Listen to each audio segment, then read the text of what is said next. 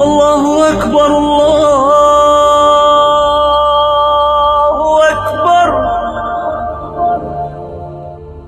اچھی طرح سے استنجا کرنے کے بعد جب جا کر بیٹھتا ہوں تو محسوس ہوتا ہے کہ پیشاب کے قطرے نکل گئے ہیں، 1 2۔ حضرت ایسے میں ناپاکی ہو جاتی ہے یا نہیں، جبکہ یہ میرے ہاتھ میں نہیں ہے؟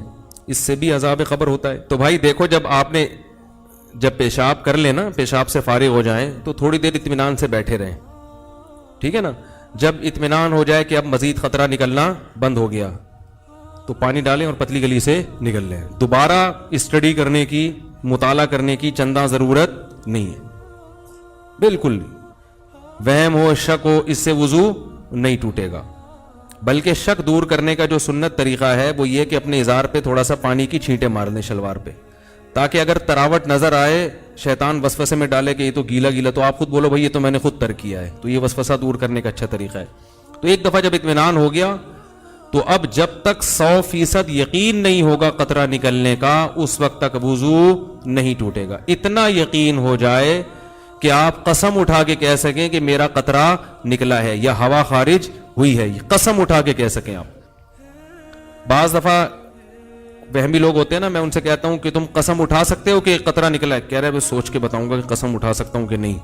اس پہ بھی کنفیوز ہوتا ہے کہ قسم اٹھا سکتا ہوں کہ نہیں، تو میں نے کہا یہ اس کی علامت ہے کہ نہیں اٹھا سکتے، کیونکہ اتنا یقین ہوتا تو فوراً قسم اٹھاتے۔ دیکھو ابھی سورج نکلا ہوا ہے، فوراً قسم اٹھا کے ہم کہہ سکتے ہیں اللہ کی قسم سورج نکلا ہوا ہے، اس میں کنفیوز نہیں ہوتا انسان۔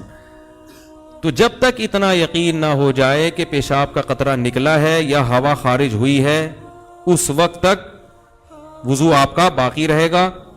لیکن وہمیوں کو بات سمجھ میں نہیں آتی، یہ پھر بھی کنفیوزڈ ہی رہیں گے یہ۔ تو اللہ اس کے رسول نے جب ایک بات بتا دی ہے تو بھائی اس پہ یقین کر لو، بس چپکے سے نماز پڑھو۔ پھر شیطان کہنا کہ ہو سکتا ہے نکلا ہو، تو بولو نکلا ہوگا تو بھی اللہ قبول کر رہا ہے، ہم نے اللہ سے قبولوانی ہے۔ جب اللہ قبول کر رہا ہے تو ہمیں یہ سوچنے کی کیا ضرورت ہے کہ نکلا ہے کہ نہیں نکلا، جب اللہ ایسے ہی قبول کر رہا ہے۔ تو ایک دفعہ اطمینان ہو کہ قطرہ آنا بند ہو گیا، اس کے بعد پھر شک سے وضو نہیں ٹوٹے گا۔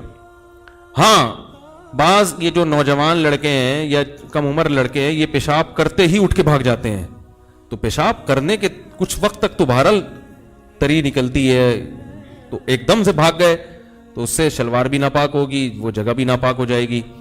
تو اگر شلوار اتنی ناپاک ہو گئی ہے کہ جو 5 روپے کا سکہ، اس کی کیا دلیل ہے؟ لوگ اس پہ بھی اعتراض کرتے ہیں، قرآن حدیث میں کہاں لکھے کہ 5 روپے کے سکے کے برابر اگر ناپاک ہو گئی تو وہ ناپاک ہے، اس سے کم پاک ہے۔ تو یہ بھی کسی وقت بتاؤں گا انشاءاللہ۔ اس پہ میرا ایک مناظرہ بھی ہوا ہے، ایک صاحب کہہ رہے تھے اس کی کیا دلیل ہے، تو آج تک پھر وہ دوبارہ الحمدللہ انہوں نے دلیل نہیں مانگی۔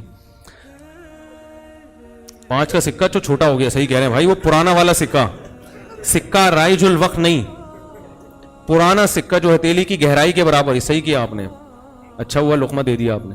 جو پرانا والا سکہ تھا جو ہتھیلی کی گہرائی کے برابر ہوتا ہے نا، وہ سکہ، تو اس سے کم اگر نجاست لگی ہو تو وہ کیا ہے، کپڑے پاک رہیں گے۔ سمجھ میں آ رہی ہے بات؟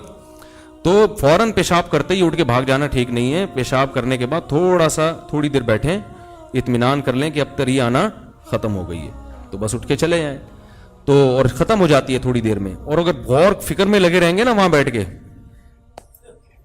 تو قیامت تک ختم نہیں ہوگی، یہ بتا دوں میں۔ قیامت آ جائے گی، پولیس بلوانی پڑے گی آپ کو واش روم سے باہر نکالنے کے لیے، کیونکہ وہمیوں کا کوئی علاج نہیں ہے دنیا میں۔ اللہ اکبر اللہ